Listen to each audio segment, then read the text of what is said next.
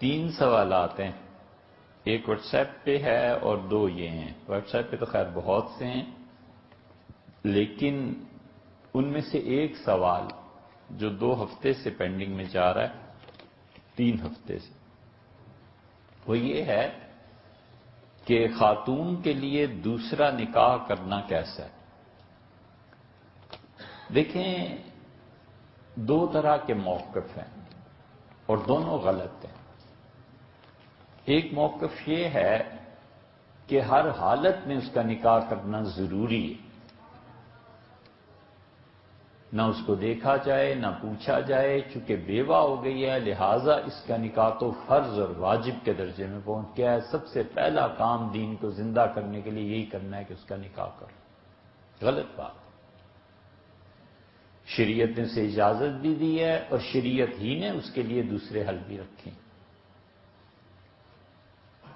انسان کی گمراہی کے لیے اتنا کافی ہے کہ وہ نفل کو بھی اسی حیثیت سے لے لے جس حیثیت سے فرض کو لیتا ہے۔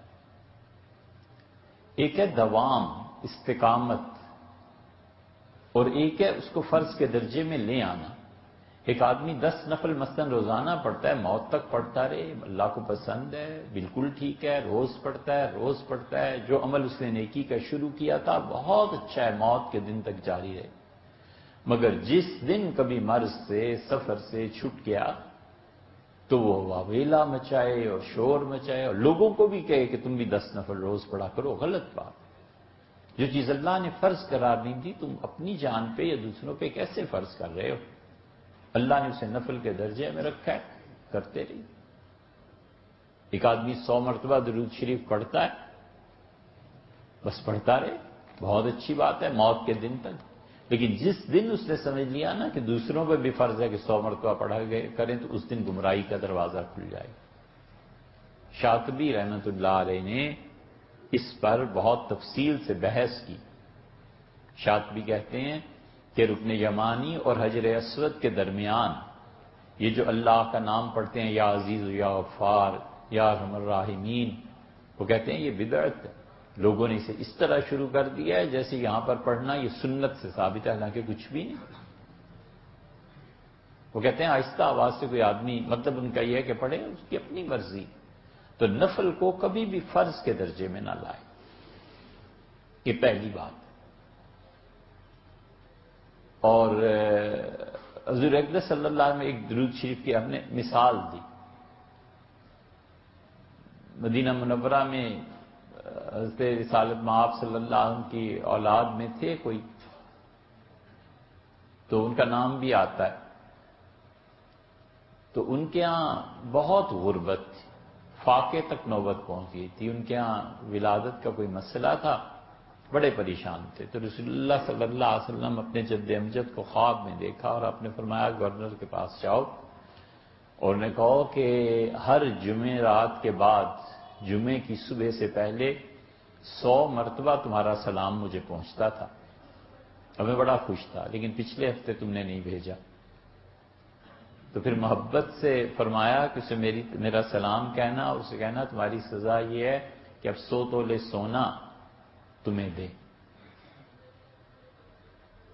وہ اب اٹھے پریشان کہ کیا کروں، خیر گورنر کے پاس چلے گئے اور جا کے کہا تو انہوں نے کہا یہ ایسے راز کی بات ہے جو دنیا میں میرے علاوہ کسی کو نہیں پتا، میرے گھر والے اور بیوی بھی نہیں جانتی کہ میں ہمیشہ جمعرات کو عشاء کی نماز پڑھ کے 100 مرتبہ حضور اقدس صلی اللہ علیہ وسلم کے سلام پیش کرتا تھا۔ تو ایسا راز ہے کہ آپ سچے ہیں، وہ تشریف لائے ہوں گے، اور پھر 100 نکال کے دیے درہم، سونے کے سکے، 100 تولے سونا۔ انہوں نے کہا یہ تو آپ کے لیے ہے جو حضرت نے فرمایا علیہ الصلوۃ والسلام، اور یہ میری طرف سے رکھیں 100 اور پھر 100 آپ اور بھی رکھ لیں، اور پھر آپ کے یہاں ولادت 100، کئی 100 کر دیے۔ انہوں نے کہا بس صرف 100 ہی مجھے دیں، انہوں نے یہی فرمایا تھا، 100 لے کے چل پڑے۔ تو یہ ایک نفل عمل ہے، نیکی کا عمل ہے، آدمی ضرور کرے، مگر نفل کو فرض کرے۔ تو نکاح دوسرا کرنا اس عورت کے لیے ہے کیا؟ اگر فرض ہے ضرور کرے، کس نے منع کیا؟ اور اگر واجب ہے تو کر لے۔ اور دوسرا ایک یہ حد سے اسے بڑھانا، اس کے لیے نکاح مستحب کے درجے میں رہ گیا ہے۔ اب اس کو ضرور تنگ کرنا کہ نکاح کرو، غلط بات۔ اور دوسرا درجہ کہ نکاح ہونے ہی نہ دینا، یہ سمجھنا کہ ہماری عزت کا بڑا مسئلہ بن جائے گا، اگر ہماری بیٹی نے دوسرا نکاح کر لیا تو لوگ کیا کہیں گے۔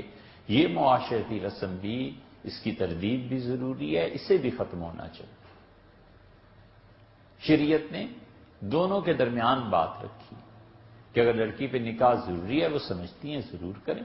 اسی لیے حنفی فقہا میں نکاح کے لیے سب سے زیادہ آسانی ہے کہ وہ لڑکی کے لیے اجازت لینا، بشرطے کہ وہ اپنی برابری کی سطح پر کر رہی ہو۔ حنفی فقہا اسے نہیں مانتے۔ حنفی فقہا کہتے ہیں کہ برابر کی سطح پہ اگر کر رہی ہے پھر کسی کی اجازت کی بھی ضرورت نہیں ہے، ٹھیک ہے وہ کر سکتی ہے۔ ان کی دلیل سب سے بڑی یہ ہے کہ قرآن میں بار بار اللہ عورتوں کو مخاطب کر کے کہتا ہے کہ تم اپنا نکاح جب کرتی ہو، تمہارا نکاح، اور ان کی طرف نسبت کرتا ہے، تو اس لیے لڑکی کو کیا اتنی مشکل پڑی ہے، اگر نکاح فرض ہے تو کر لے،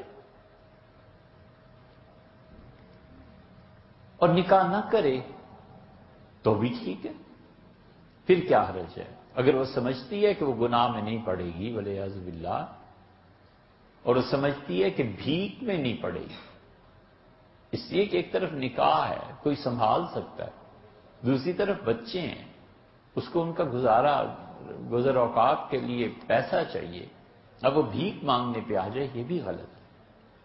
ان دو انتہاؤں کے درمیان میں بات ہے کہ وہ خود اپنے بارے میں فیصلہ کرے کہ کیا کرنا چاہتی، اور دوسرا نکاح نہ کرے، کیا پھر حرج ہے۔ حضور اقدس صلی اللہ علیہ وسلم کے وہاں واقعات نہیں ہیں؟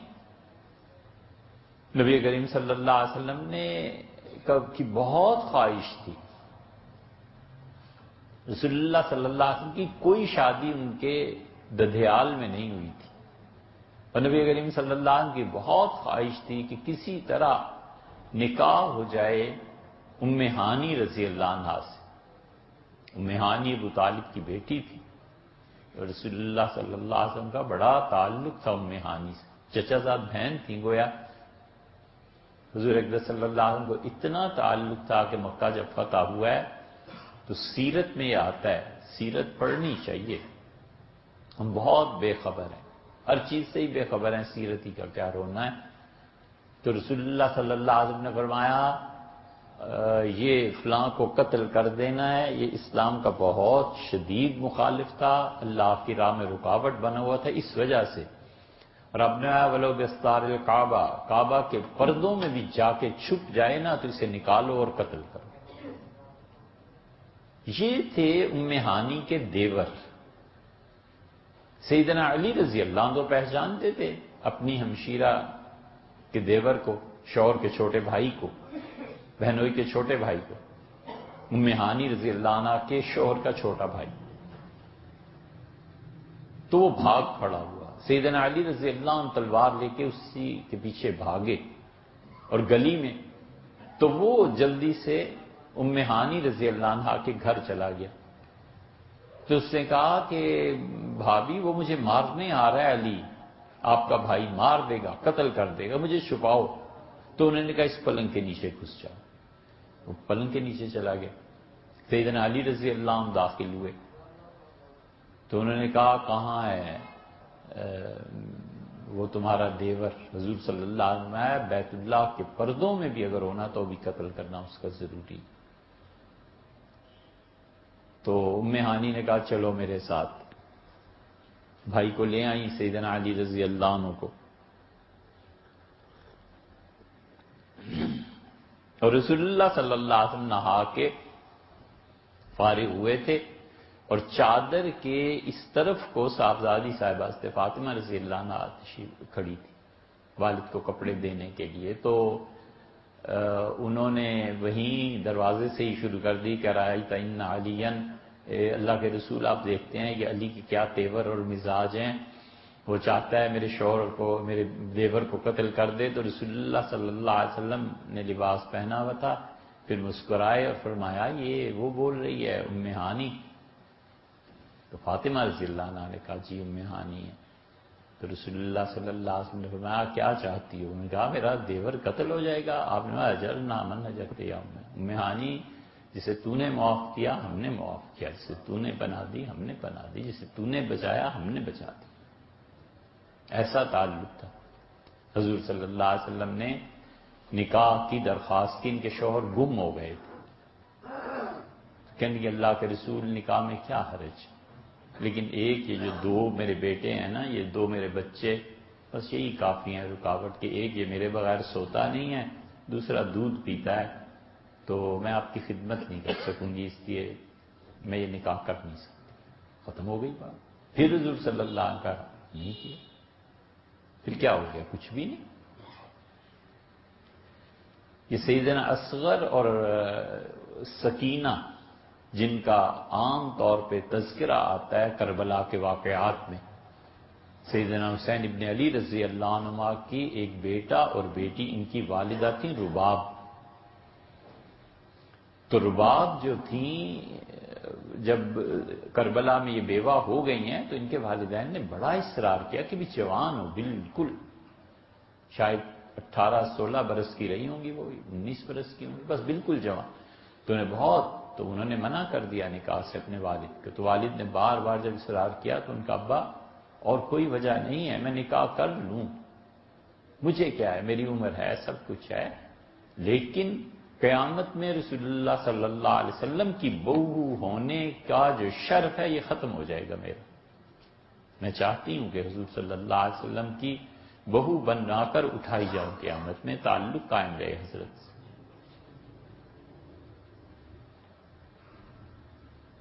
فریابی نے ایک حدیث پہ کتاب لکھی ہے، اس کا حوالہ آپ نے پہلے بھی دیا تھا.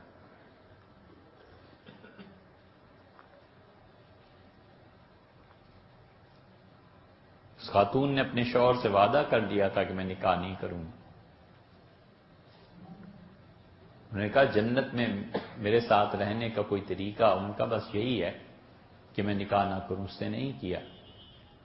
پھر والد نے مجبور کیا، پھر دوسرا نکاح ہوا، لیکن جب وہ نکاح سے فارغ ہوئے ہیں، وہ رات کو جب سوئی تو اس نے کچھ ایسی چیز دیکھی خواب میں، اور حضور صلی اللہ علیہ وسلم سے آ کے عرض کیا کہ میں نے اپنے شوہر کو خواب میں دیکھا ہے، میری بھی رخصتی تو نہیں ہوئی لیکن میں نے آج انہیں دیکھا ہے، وہ پریشان تھے اور مجھ سے شکوہ کر رہے تھے کہ زندگی میں تم نے ساتھ نبھانے کا وعدہ کیا تھا اور آج تم نے دوسرا نکاح کر لیا. تو حضور صلی اللہ علیہ وسلم سب کچھ سنا اور فرمایا اگر ان کے بغیر رہ سکتی ہو تو رہ جاؤ، بس ٹھیک ہے. نبی کریم صلی اللہ علیہ وسلم نے یہ کتنے واقعات ہیں. ام المومنین ام سلمہ رضی اللہ عنہا کو پیغام بھجوایا کہ ام سلمہ میں شادی کرنا چاہتا ہوں، اور ان کے شوہر کی شہادت ہو گئی تھی. عجیب بات ہے کہ انہوں نے اپنے شوہر سے کہا کہ جا تو رہے ہو میدان جنگ میں اور تم کسی بھی وقت شہید ہو جاؤ گے تو وعدہ کرو جنت میں بھی اکٹھے رہیں گے. ان کا میں وعدہ نہیں کرتا، ان کا کرو، ان کا نہ. اس کا پھر میں دوسری شادی کر لوں، ان کا کرو یا نہ کرو، میں وعدہ نہیں کر رہا.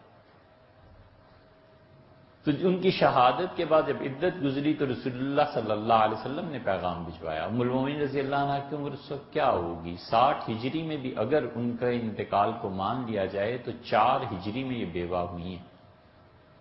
تو اس وقت جب بیوہ ہوئی ہیں اس وقت ان کی عمر کیا تھی؟ 26-27 برس کی ہوگی اور زیادہ کیا ہوگی.